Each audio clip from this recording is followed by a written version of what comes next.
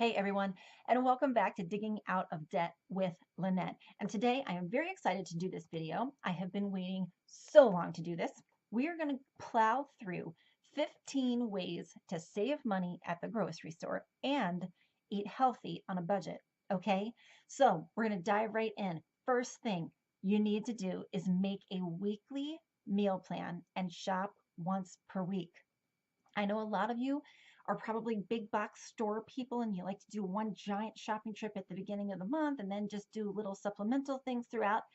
And sometimes that works for people. I don't find that it works for me budget wise, and we'll talk about that more with some of the other steps. But when I write down what meats and produce I already have in my house, in the fridge, in the freezer, I look at produce, I look at meats, I start there. And that's what I use what I have first before I go out and I buy anything or supplement that. Now, I also get a farm delivery on Thursday mornings. So I always wait until Thursday to do my meal planning so that I know what meats and produce I'm going to have and I can supplement from there. So that's the first thing. Make weekly meal plan and shop once per week. The second thing is make a shopping list and only buy what's on the list. If you are interested in watching a video that I made about my 2-page analog system for creating a meal plan and creating a shopping list each week, I have that video. It's on my channel. Check it out. And I'll also put a link to it in the description box. But make that shopping list and only buy what's on the list. That is number 2. Number 3, look at the circulars for your favorite stores, wherever you shop.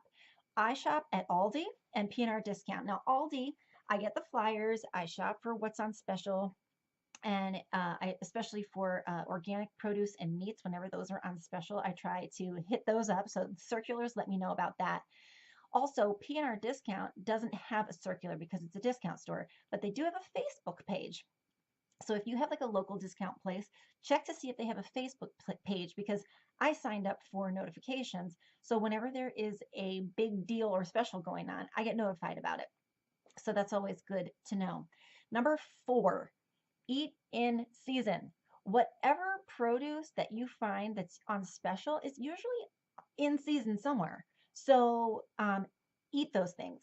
Plan for those things. Number 5, keep your receipts. Be really familiar with the cost of the things that you buy. I keep my receipts so I can look back at them when I'm creating my shopping list. I can actually put the price next to each item because I've bought it several times or regularly over the last few months. And I can look back at those receipts and see how much those things cost.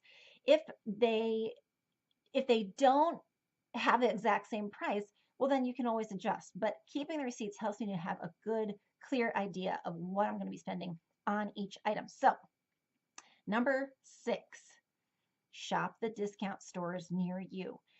I always talk about P&R, and I don't even know what I would do if I had to move and there was no P&R. I would have to find some other, like, I don't know, non-traditional store, like a Latino store, an Asian store, or something like that to find my discounted stuff. But shop the discount stores near you. If you shop at a regular grocery store, you may save money by shopping for the store brands and the generic brands. But I shop where you can get organic brands for less money than you can get for grocery store brands at the grocery store. So I love that. And I hope that you can find a place like that near you. I do not clip coupons. I know there are thousands upon thousands of people who love, and it's totally their thing. And I just can't wrap my brain around it. I cannot do that. And I find that I often don't buy enough of the items that coupons are for that I would actually benefit from spending my time on that. So it takes a very special person to coupon, and I am not that special person. So I do not do that. I shop the discount stores near me, P&R Discount and Aldi. Okay, so we are on number 7. Okay, pay cash and have a budget. Never ever put your groceries on a credit card. You guys, don't take a loan for your weekly food. Okay, it's not good. But even when you use a debit card to shop, If you know, oh, well, there's a few extra dollars, I have a cushion in the checking account, you're more likely to put those extra impulse items into your shopping cart, just knowing that that money is there. If you have cash with you and you know you have a $100 budget for that shopping trip or whatever, you can't go over because that's all you've got with you. And I just love to pay with cash. I love the limits that it provides me so that I don't go through the whole impulse buying thing. So that was number 7. Now, number 8, add up your total as you go. As you're going through and you're putting stuff in your shopping cart, literally, physically tally it on your shopping list. Tally it up as you go. Then you know exactly how much you're spending. And if you get to the end and you happen to like save on a few things and there is that one other item that you wanted to splurge on and you have money for it, go for it. But if you tally as you go, then you know exactly how much you're spending and you have that flexibility. If you're not tallying it up, then you don't know. How do you stay under budget if you don't tally it up as you go? All right. Number 9, drink water. So many people spend money on soda, energy drinks, juice, all kinds of things that are just, you guys, they're loaded with sugar. They're loaded with sugar. And if you just drink water, then you wouldn't be getting all the added sugar, all the added preservatives, all the added yuck that's in some of those beverages. And then you're not spending any money. Water, for the most part, is free unless, you know, you have really bad tap water. You know, get yourself a good purifier and drink from the tap. But that is one way to save money at the grocery store, is just not to buy drinks other than, you know, your milk or your almond milk or whatever. Just drink water. It'll save you money. Number 10, and don't let me lose you on this one, okay? I'm going to say 2 things that you're not going to like, most likely. Eat less and stop snacking. Oh my goodness gracious, you guys. I really don't want to lose you here, but do you really need to eat everything that you put in your mouth? Probably not. We have been told that we are supposed to be snacking or grazing all day long, and that is what keeps our metabolism revving and keeps it going. Simply not true. Simply not true. The way our bodies are designed is that they need to fast in between meals. They need time to process our meals. And if you're eating a full meal and then like an hour later you're snacking and then you're eating another full meal and then you're eating a snack and then you're eating a snack, your body doesn't have time to process all of the food and all the nutrients and all the stuff that needs to go throughout your body to make you function. Food is fuel. Then snacking can interrupt that process, especially snacking. And I find this with weight loss too, when you're trying to lose weight. If you can simply eliminate snacking after dinner, it will serve you. It will go a long way to helping you lose weight, because your body needs that long fasting time between dinner and breakfast to really help you lose weight and process everything in your body the way it's supposed to be processed. So I would say stop the snacking, eat 3 solid, really good meals, and don't eat in between, and don't snack after dinner. And you will save money on your groceries because you won't be buying snacks as often. So there you have it. I hope that makes sense. It's not easy, but it will save you money and it will save your health as well. All right, so what are we on? What are we on? We are on number 11, 5, 10, 11. Okay, here's another one. I need you to really stick with me here. Don't stock up. I know that is like completely contrary to everything you've probably ever heard, and like your Sam's Club, BJ's, and Costco cards are like turning over in your wallet, screaming, saying, no, don't listen to her. But I have to ask you, do you really need everything that you're buying 10 of? Do you really need those things? I'm going to venture to guess that most of you have a pantry or somewhere where you store your food in your cabinets that is full of canned foods, boxed up, bagged up, shelf stable, full of preservatives, processed stuff. dare I say, junk. I know. You guys, real food spoils. It spoils. Real food, produce, meats, milk, these real foods, they spoil. That's what food does. If your food is not spoiling and it's got a use by date that is months or years from now, unless it's canned safely, you probably shouldn't be eating it because it's probably just filled with so many things that you don't even need to have in your body. So if you've got um if you if you've got to stock up on snacks here and there, like I get it sort of, but just really think about that. Think about and look at the ingredients that are on those things that are so shelf stable and really look into what is in them and is it the best thing for you to be eating at all. You really only need to buy what you're going to be eating that week. So remember, 11 was don't stock up. So only buy the food that you're going to eat that week. If you were to look in our pantry, which truthfully is 6 canvas boxes about this big, like square cubes, like canvas cubes, 6 of those on a shelf in our kitchen.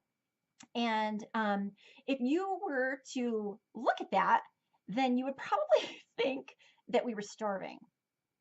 But we really truly have everything we need to eat for the week. Every week, the fridge will start to look bare, the canvas cubes will empty out, but we truly have everything we need until the next shopping trip.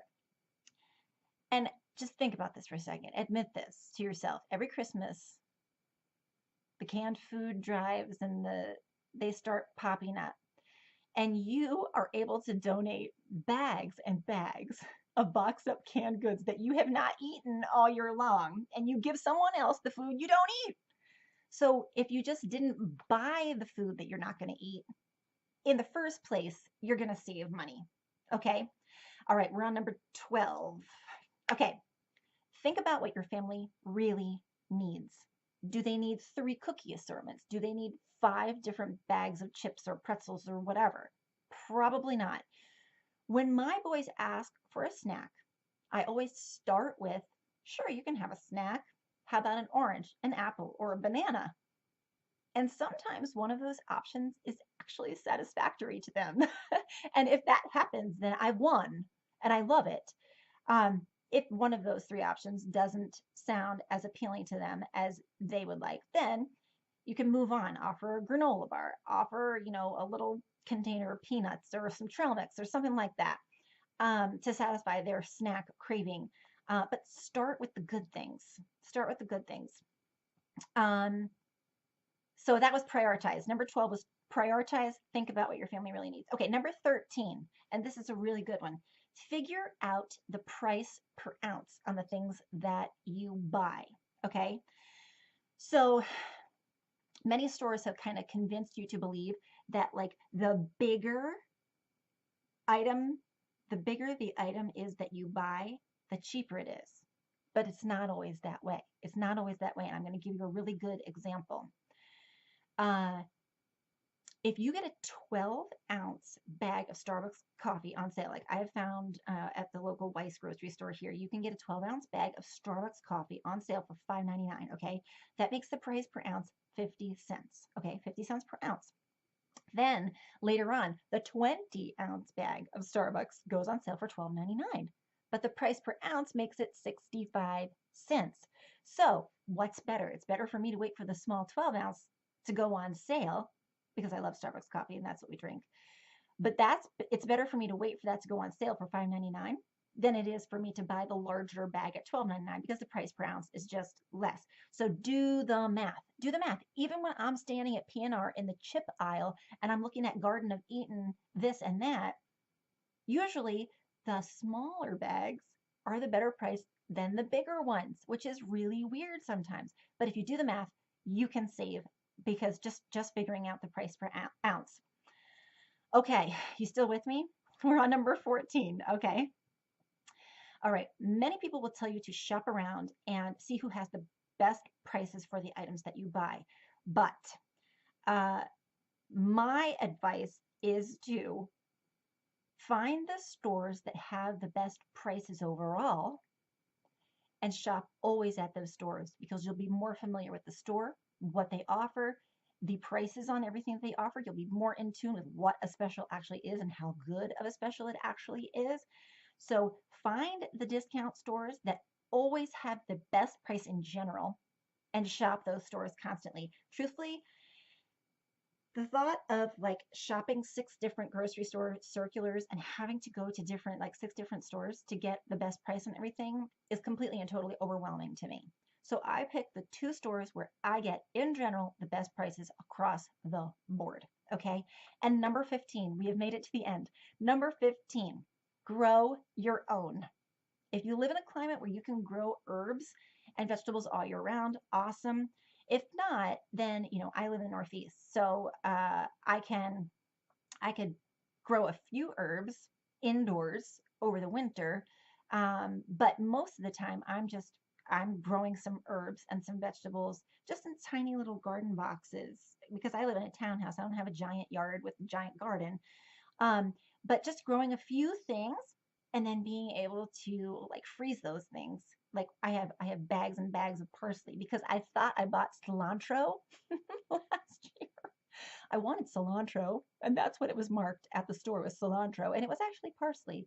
And I'm not a huge fan of parsley, so I don't use it that often. So we grew all this parsley and we just chopped it all down and froze it. And so we have it throughout the whole, fall, winter, spring until it's time to plant again. But if you have the opportunity to grow anything, even if it's just a couple of herbs, 2 or 3 things, you're going to be able to add that nutritional value and that flavor to your meals, and you'll feel good that you grew something. So that's it, you guys. 15 ways. We went through 15 ways to save money on the grocery store and eat healthy on a budget. And I hope that wasn't too cray cray for you. But thank you so much for watching. If you like this, please subscribe and leave me a comment and let me know how you save money at the grocery store. Talk to you later.